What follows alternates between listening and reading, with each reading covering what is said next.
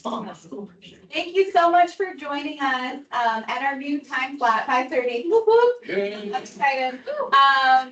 Today we have a presentation by a bunch of different organizations, and I'm going to refer to them as the Subsistence Research Team, and they'll introduce themselves along the way. So take it away. Sweet, thank you. Well, hey everybody, my name is Jackie Keating. I will kick this off. I'm the Research and Regulatory Lead for the South Central Region, the Division of Subsistence over at Fish and Game. And I'm one of many people part of this project. Essentially why we're here is because we've for many years been talking about the need to do a subsistence comprehensive household survey update for Cordova. We haven't done one since 2014. Native Village of Eyak has been a huge part of helping pull this together. Same with a bunch of different groups that I'm going to introduce very shortly here. So thank you all for being here. Also tonight, this will be an opportunity just to hear from different folks that work in the realm of subsistence from all different sides of things. So we'll have some updates to share about upcoming regulatory meetings. But we'll share a little bit about this project, like the who, what, where, when, whys, before we get into all of that. So for the who perspective, Native Village of Eyak, we've got Matt Pichet and John here that folks probably know. We've got Christine and Shania here from the Chugach Regional Resources Commission. We've got Marie representing Forest Service, as well as Andrew. There he is, he moved. I'm with the Division of Subsistence. I'm going to call out Charlotte, who also works for the department as a wildlife expert. A lot of the funding for this project is coming from the North Pacific Research Board, but we've got other contributors too. And then the city of Cordova provided a letter of support for this work and thought it was important. And I always like to highlight one of the most important partners when we do work like this is you as a community member. It's supposed to be super community informed. And the data that comes out of these types of projects, it's meant to be used, whether it's for regulatory proposals or funding proposals, grants, all types of things. So part of this is just to have a dialogue and hear about what people are concerned about with wild resource regulations, access, health, anything like that, and to talk about how to incorporate it in the research and how to use the results. So to kind of put things into context, I'm going to kick it off to Marie first. She's going to give some examples of how this type of work is used and just sort of share some numbers to contextualize why this is all important. Awesome, thank you. And thank you all so much for coming tonight. I'm Marie. I'm a postdoctoral researcher with the Forest Service. I work at the Pacific Northwest Research Station in Juneau. And so I'm going to talk just about some of the work that we and a whole bunch of collaborators have been doing that has used this subsistence harvest data that the ADF&G has collected to try and demonstrate the contributions of Alaska's national forests to these subsistence or wild food systems. And so this work is being co-produced by a really broad team of researchers, managers, tribal representatives across a whole bunch of different federal, state, tribal, nonprofit, and university organizations. So together with partners like the Chugach Regional Resources Commission, NDE, ADF&G, we're working to better understand how Alaska's national forests contribute to wild food systems across southern coastal Alaska. And this work doesn't just look at sort of current harvest patterns or harvest uses and how our forests support those, but also how climate change is altering the availability and accessibility of these wild foods and kind of allowing us to think about how we can re-envision forest management to recognize and strengthen these food systems into the future. So broadly, our research focuses around two questions. The first is, what is the magnitude and diversity of wild foods that is harvested by rural communities? And the second is, what maintains productive and stable wild food systems? And so using this subsistence harvest data that ADF&G has collected, we've kind of generated some summary statistics of sort of the provisioning of these wild foods across both the Tongass and the Chugach National Forest. And we can see that rural communities harvest a really broad diversity of foods across the landscape. We also put together some numbers through a relatively simple accounting exercise. But just before I show those numbers, I want to emphasize that these wild foods support communities in many more ways that are not really quantifiable. So the cultural, spiritual, and social importance goes far beyond these numbers that I'm going to show you. But as we sort of did this accounting exercise as an attempt to kind of put some statistics together in terms of the pounds harvested, servings, estimated replacement costs, that may resonate with certain audiences. And so we have basically built off of that data that ADF&G has collected that estimates approximately 5.9 million pounds of food based on edible weight is harvested off of habitats that are both indirectly or directly part of Alaska's national forests. And by that, I just mean both sort of the nearshore intertidal systems that these forests provide nutrients for, as well as the actual streams, lakes, and rivers within the forest themselves. So this equates to about 23.5 million servings of food a year, which previous research has shown represents about 25% of the caloric requirements across communities, and is an estimated replacement cost of about $110 million a year. And this incorporates harvest of over 130 different species. And so these numbers are just trying to emphasize the importance of these wild food systems in somewhat of a statistic context. And then we've also done some work sort of looking within each community to sort of describe differences in harvest patterns across communities.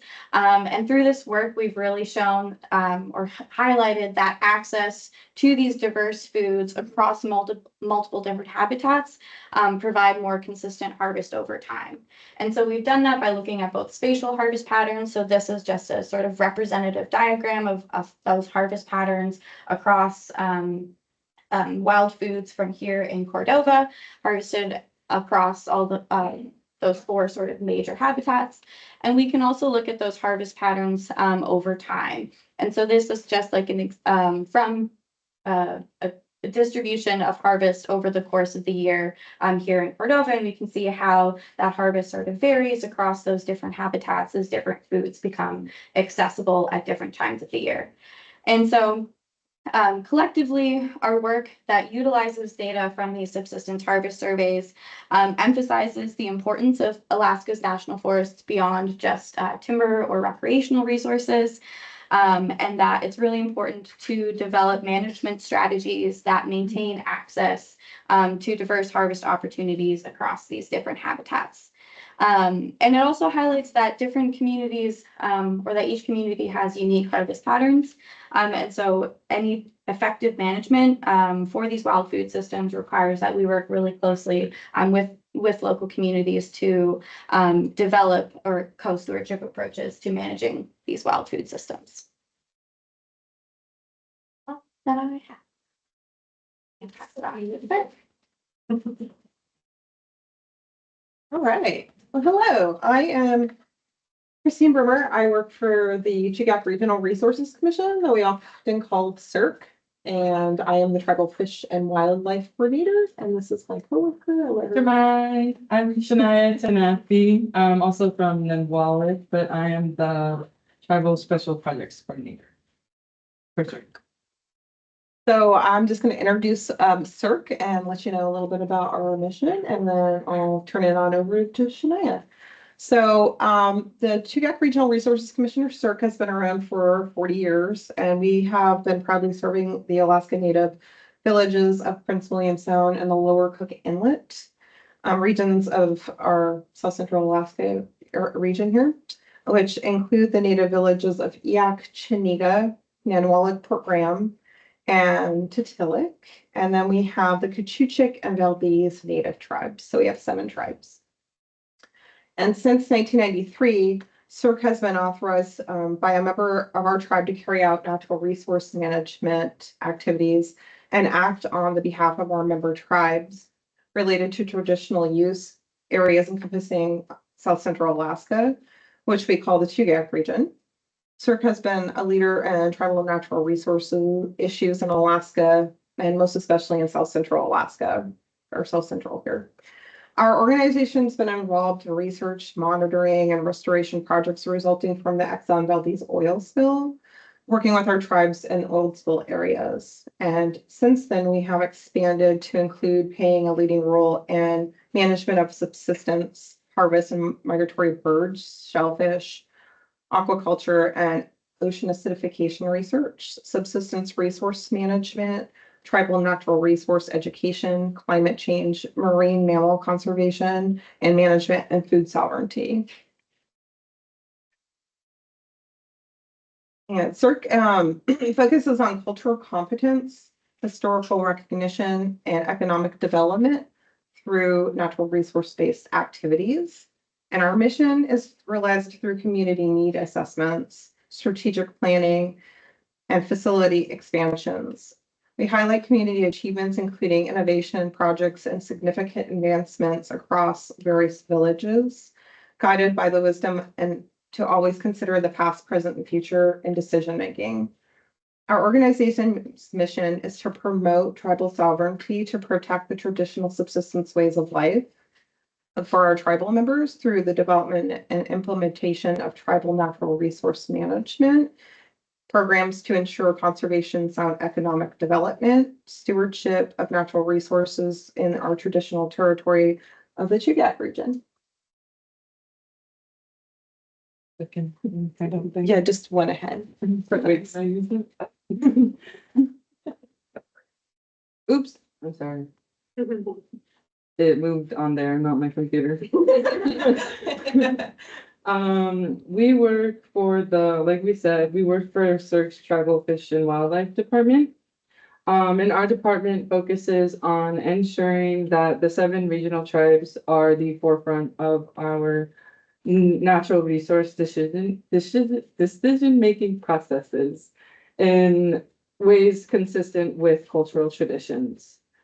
Our 4 department programs, which are subsistence, fisheries, wildlife, and marine mammals, assist us in working towards assuming responsibility and authority to exercise our Indigenous rights as stewards of our fish and wildlife resources. Inherently, Sufia and Eyak people respect, conserve, and manage our natural resources while protecting, hunting, sorry,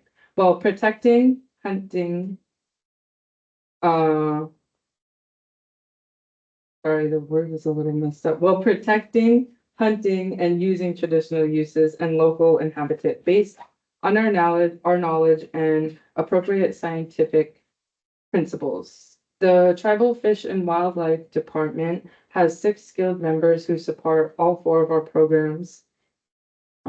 As community members, you will be seeing some more of our department staff while we work with our partners on this project that we're speaking to you about today. So please feel free to reach out to us because we're here for you. And there's our department up there, and that's all we have for CERC. Thank you.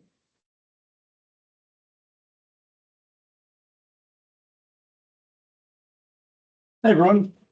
My name is Matt Pichet. I am the Natural Resources Coordinator and Fish Biologist at the Native Village of Eyak. I work within the tribal government's Department of the Environment and Natural Resources. And here in the room, we've got John Whistle, our DNR Director, and Caitlin McKinstry, our Marine Biologist. So who we are, we're a team of scientists whose focus revolves around the resources and the environment that the NV tribal members have been a part of for thousands of years. We're out there collecting management data, filling data gaps, cleaning up NV's ancestral lands, monitoring and conducting research on the changing ecosystem here in Prince William Sound, the Copper River watershed, and the Northern Gulf of Alaska. We get to utilize several pathways of learning, and this includes evidence-based, rigorous scientific methodology, as well as the sharing of knowledge and expertise from NV's tribal members and our local knowledge holders here in the community. Surveys like ADF&G's Comprehensive Community Survey are excellent tools for us to learn from. These will help us guide regulatory proposals. They'll help inform tribal government decision-making, identify potential research needs and data gaps, and help us better understand what our community relies upon. This is one way for us to document and learn what our harvesters are observing and experiencing out there. So this will be the 9th comprehensive survey in Cordova over the past 40 years.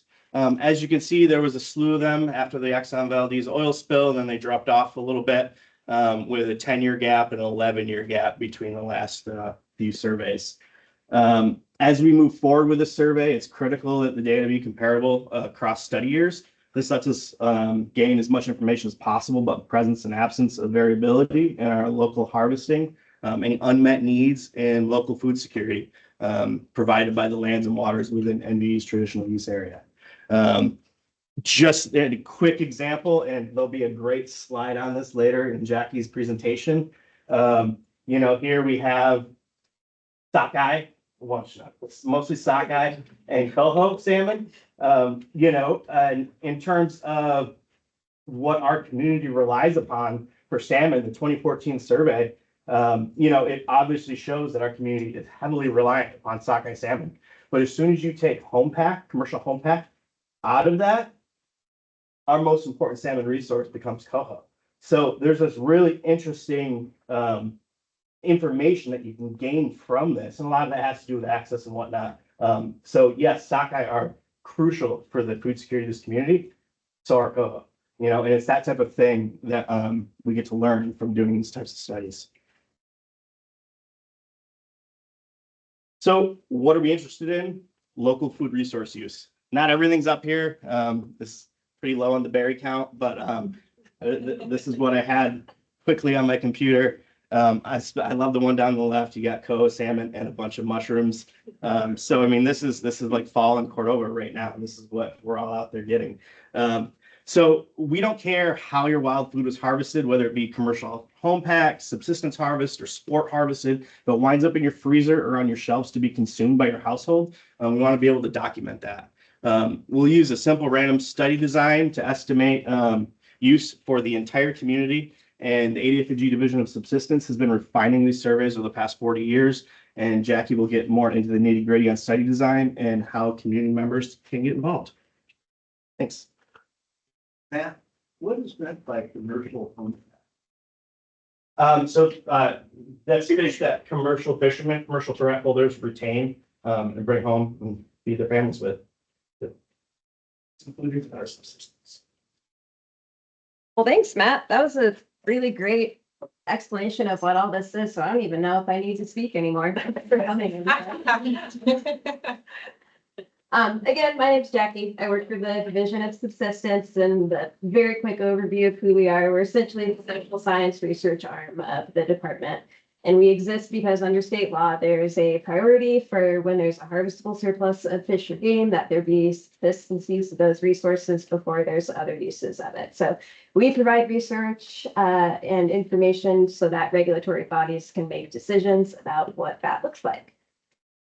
We do all kinds of research. Most of our research is partnership, as you can see from today. We very much rely on communities to tell us what's important to look at and to help understand. And our goal primarily when we're doing research is to create this really holistic idea of what we're looking at. So when we do surveys like this, people often say like, I filled in my salmon permit. Why do I need to do this? It's because we ask a whole lot more information beyond just how many things did you kill. We're interested in, how does it contribute to the local economy? What does this have to do with food security? How many people are sharing and receiving these resources? So we look at a lot of different variables. So now we can get into what are we doing with this project. We have objectives. We're producing reliable estimates, and it's not just of fish and game, but we ask about all resources. So mushrooms, berries, seaweed, anything that anyone harvested is something that we're interested in documenting. We create spatial maps. I'll talk more about all these things. Documenting local knowledge is a really important part of what we do. We have rigorous methods for doing that. And then documenting unique aspects, particularly for this one for subsistence fishing here, because it's a unique fishery and there's unique challenges here with how folks can access those resources. Why are we doing it? Matt already nailed it, but basically, we have heard that this is a need. It's important to have updated information. A lot changes in a decade. So there's a lot that we want to look at there. A lot changes socially, environmentally, and in a regulatory sense too. So Matt gave some examples of, this having implications for regulations. And after 2014, NBE was part of authoring a lot of different regulatory proposals that actually resulted in changes. But these are some of them. And the last one isn't a regulatory change, but NBE was realizing people in their tribal community weren't getting foods that they needed. So they have this program now to help sort of distribute things throughout the community. So yeah, these are helpful examples of things that can actually come out of this, but we also don't know how effective these were. So part of this study is saying, hey, we tried to implement all these changes. Is this actually changing what people are accessing? And then how do we do this step? So the bulk of this type of work is we go and do these household harvest surveys. And we actually do a random selection of households and we show up at a door with a big survey and we say, can we have an obnoxious amount of your time to come ask you a lot of invasive questions, pretty please? It's always mind blowing to me how many people actually say yes. So on average, like in smaller communities, we have about a 10% refusal rate. Bigger communities like this one, more like 20%, but that's still amazing to me. So we do this stuff in person because they're complex. We do a lot of training to make sure people are asking questions in a way that's not leading, so we're getting objective information. And then there's this more qualitative piece where we do the documenting knowledge. It's the ethnographic interview type thing. We record these, we transcribe them. This is more the respondents leading the conversation and sharing knowledge with us about what's important. Then we also have a method we call participant observation, and it's literally what it sounds like. We go out with people that are actually doing these activities. We compensate them for their time. We document the process. We record things that come up during that so that we can then share that information about what that looks like on the ground. We covered a lot of this already, but the questions, there's a standard set of things that we hit in these surveys every time, but then we can add additional modules if there's specific things that we're interested in digging into. Or if we hear things from the community that we should be digging into more, these are things we can look at from a qualitative stance as well. So we definitely want to hear what people are concerned and thinking about. You'll hear this a lot in this presentation, but we could not do this work without hiring local research assistants. NBE will be paying them and dealing with all the logistical parts of that, and definitely looking to hire tribal members. But there are times when we can hire outside of that too. So if folks are interested in actually working on this project, we'll be talking a lot more about that. We never publish anything before we come back and we do a community data review meeting. So we say, this is what we're going to do, then we come do it, and then we come back and say, this is what we found, when we mess up, what looks weird. So that'll probably be about a year from now. We try to come back in the fall. And then, as I mentioned, like when we do this work, it's meant to be used. So we'll try to do a whole lot of outreach. We're actually applying for an entire different grant for additional funding on how to find this data, how to use it, those types of things. And super important to emphasize that participating in this is voluntary. So we hope people choose to participate, but if you don't, there are no negative consequences. And it's confidential. So what that means is we lump everything together on a community level. We're not sharing any individual identifying information. That's super important.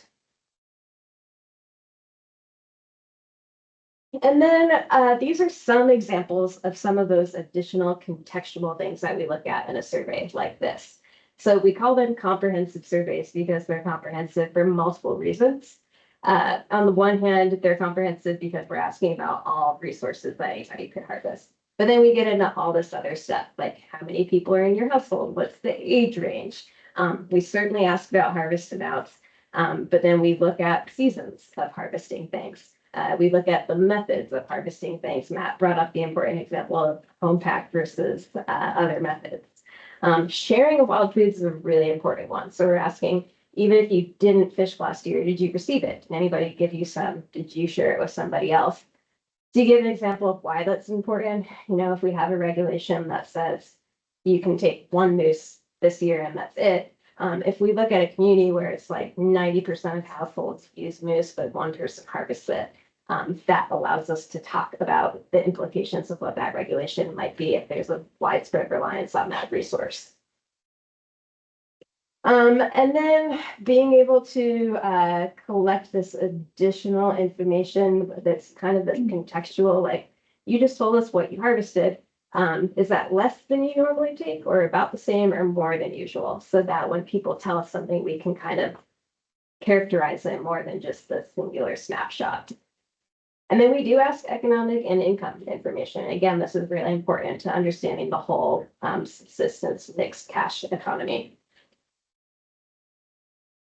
And then this is an example of the harvest matching I mentioned. And again, just like surveys in general, we lump everything together on a community level. So we're not saying, John went fishing at this exact spot and it's a really great spot. Everybody should go there. One reason that these are super helpful is we regularly as an agency get asked to respond to like development requests. So somebody wants to put a kelp farm here or the military wants to expand something here. We literally regularly use these maps to say, hey, this is a really important info for X or area for X resource. Not a good spot for this activity.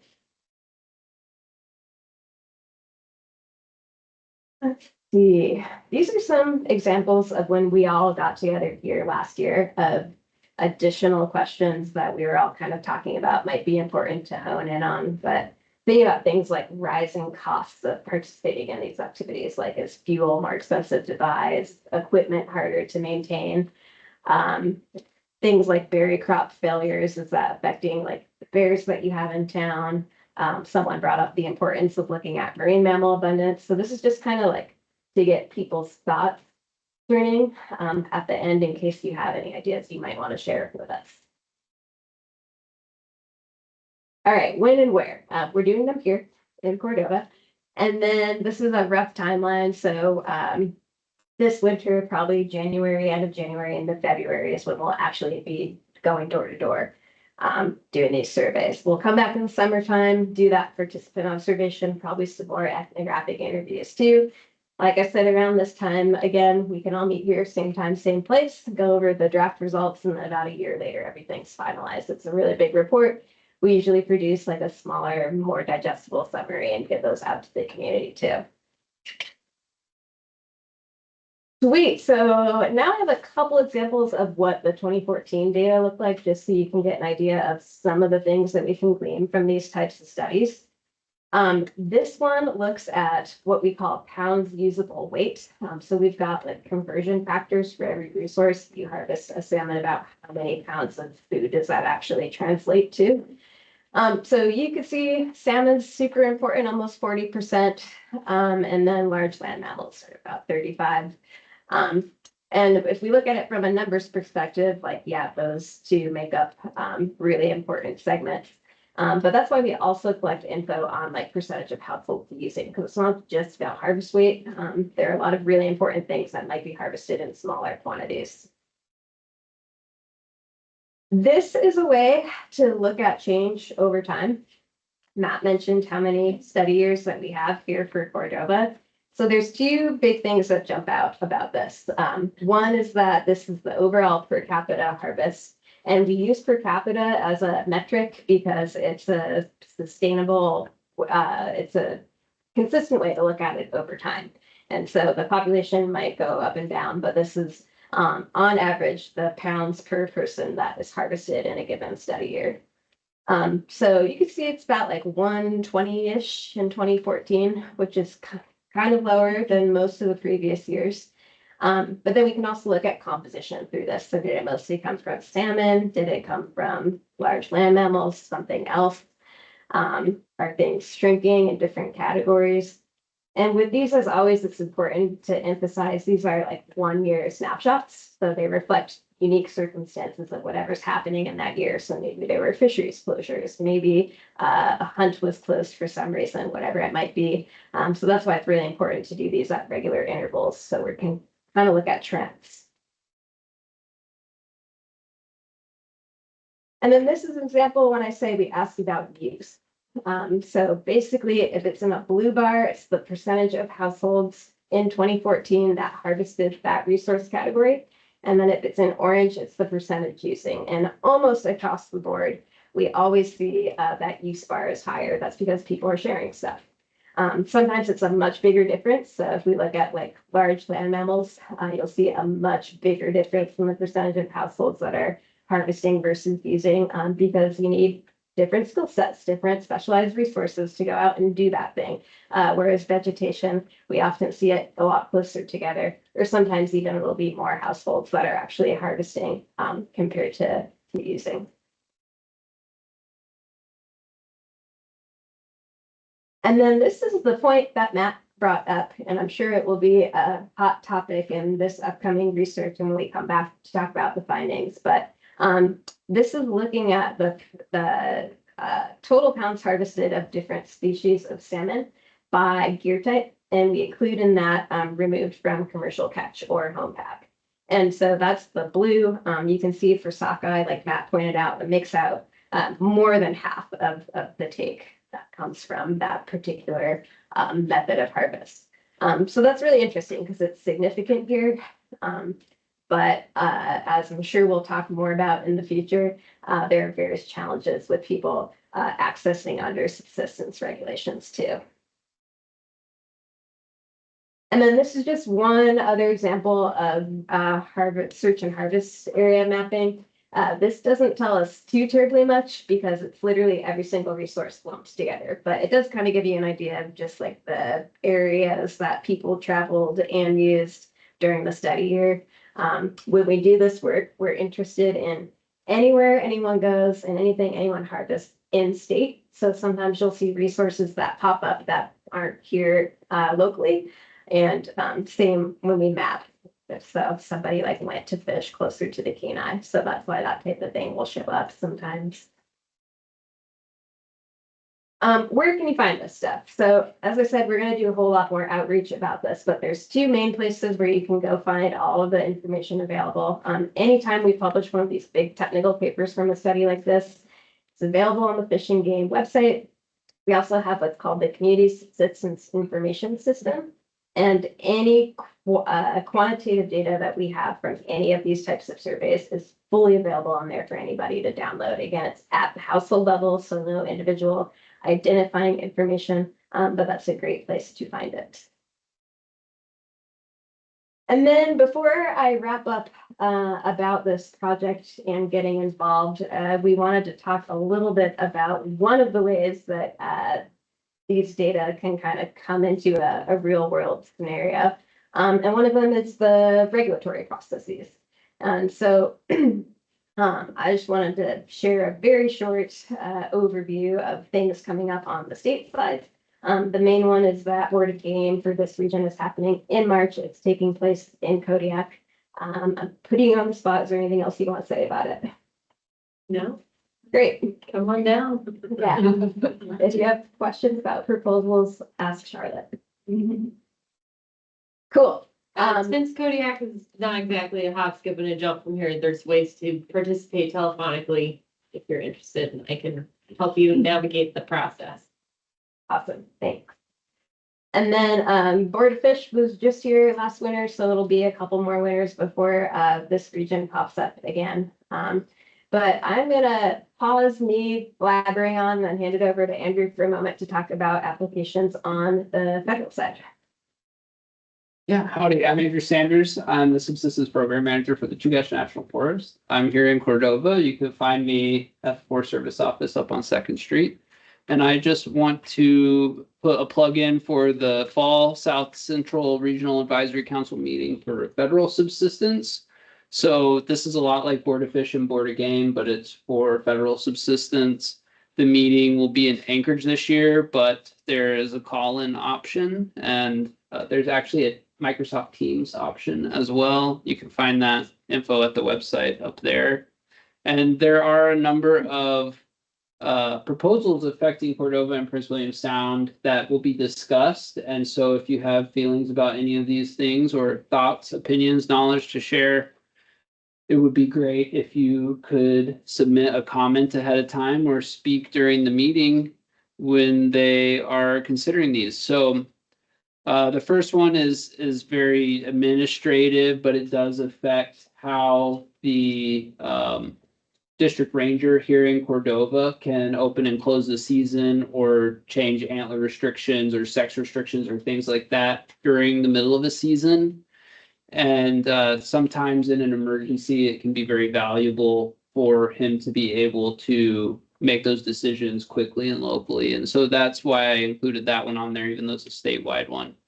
There's also proposals to close Hawkins and Hinchinbrook to the harvest of deer and black bears by non-subsistence users. So that would be people from the cities or from out of state. There is also a proposal to create a federal brown bear harvest, and it would have a slightly different season than the state season. And also there's a proposal to increase the possession limit, not the harvest limit of beavers from 1 to 3 when you're hunting them. So the state already allows you to shoot a beaver with a firearm during trapping season, and this would just change the federal season from summer only to being year round as well. And with that, I'll give it back to Jackie, and if anybody has any questions, you can get me after the presentation. Great.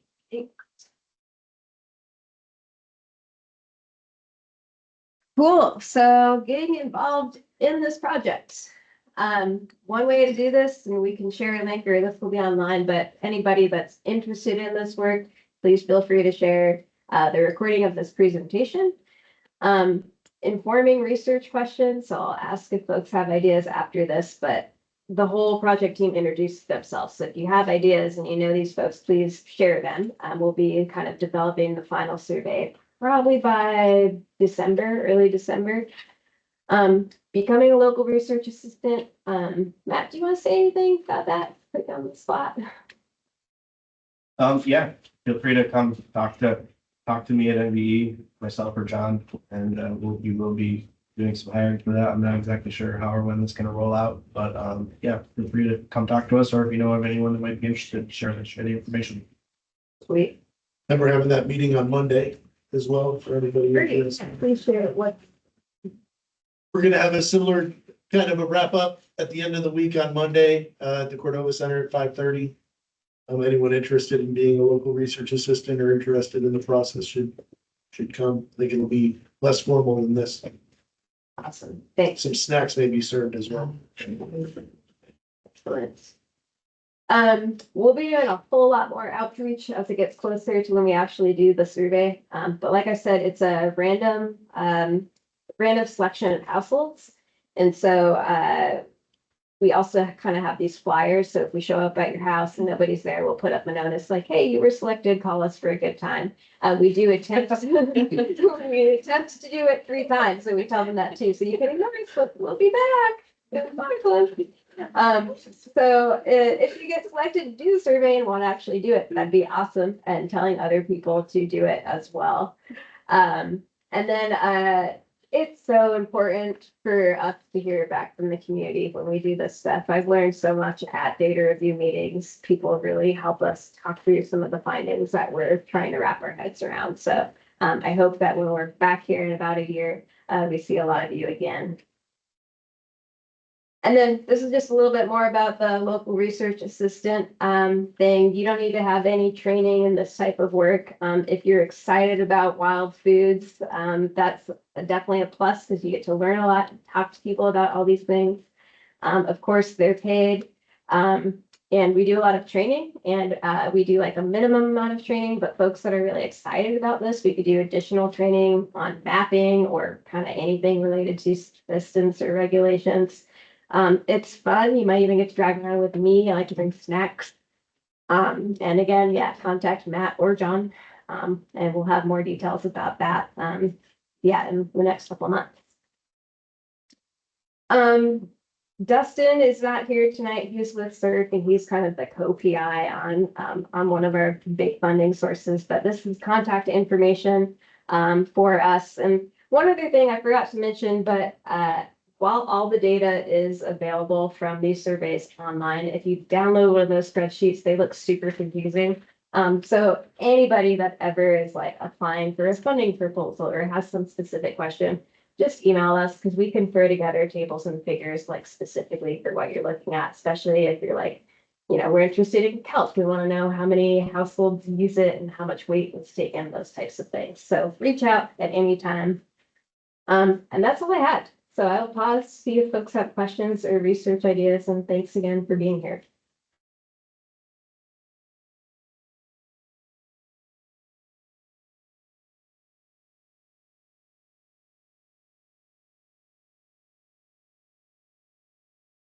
And Jeremy boat snuck in too, so if anybody's got fishery questions. We have another fishing gamer.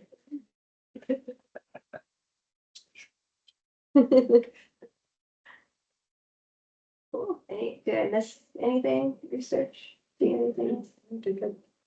If you had, there would be some questions, I'm sure. Yeah. Must have been perfect. Great. Cool. Well, thanks for being here. Good.